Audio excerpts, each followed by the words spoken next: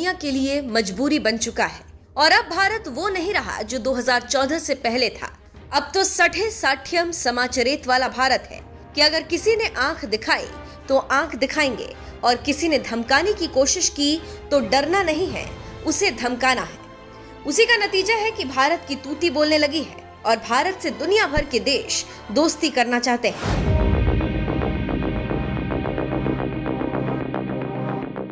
अगर आपको याद हो तो जयशंकर ने अमेरिकी विदेश मंत्री के मुंह पर कह दिया था कि हम आपको बेवकूफ दिखते हैं, ऐसे नहीं चलेगा। इसके साथ ही साथ अमेरिका और यूरोप के कई शक्तिशाली देशों ने भारत को रूस से संबंध तोड़ने और तेल लेने से मना किया था, लेकिन जयशंकर ने उनकी बोलती बंद कर दी और कहा कि रूस हमारा पुराना मित्र है और हम रूस के साथ हैं और रूस की मदद करते रहेंगे, तेल लेना बंद नहीं करेंगे। अमेरिका देखता रह गया और चुप रहा। अब एशिया में एक नई स्ट्रेटेजिक पार्टनरशिप बन रही है, जैसे कि अमेरिका विरोधी रूस चीन के साथ व्यापार करना चाहता है और भारत को रखना चाहता है, तो दूसरी तरफ अमेरिका भारत को छोड़ना नहीं चाहता।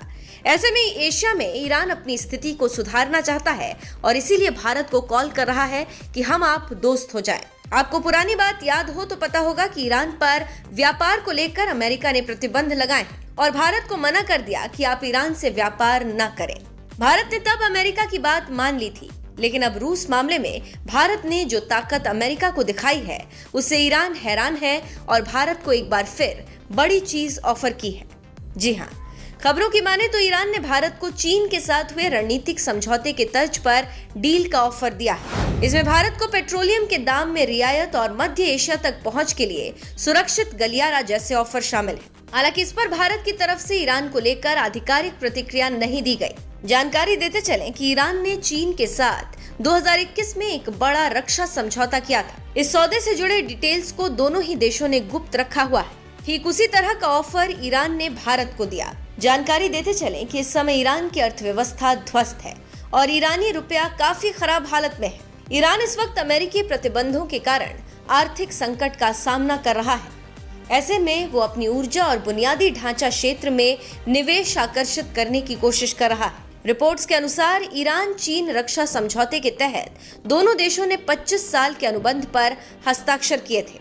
इसमें चीन ने ईरान के बुनियादी ढांचे और ऊर्जा क्षेत्र में करीब 400 अरब डॉलर का निवेश करने का ऐलान किया था। इसके बदले में ईरान ने चीन को रियायती दर पर तेल की स्थिर आपूर्ति करने का आश्वासन दिया था। इस सौदे को पश्चिम एशिया में चीन के बड़े विस्तार के तौर पर देखा गया था। इतना ही नहीं, इसे ईरान के लिए गैर पश्चिमी निवेश आकर्षित करने के क्षेत्र में बड़ी सफलता मानी गई थी। अब ईरान वही काम भारत के साथ करना चाहता है। जानकारों की माने तो ईरान भारतीय निवेश को आकर्षित कर अपने ट्रांसपोर्ट और एनर्जी इंफ्रास्ट्रक्चर को डेवलप करना चाहता है। इसके लिए ईरानी सरकार ने भारत को चीन की तरह ही एक स्ट्रैटेजिक डील का ऑफर दिया है।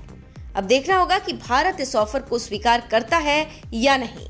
अगर भारत रूस की तरह इस डील को स्वीकार कर लेता है तो भारत को बहुत फायदा होगा, लेकिन भारत के कई एलाय जैसे कि अमेरिका और सऊदी अरब के नाराज होने की आशंका है।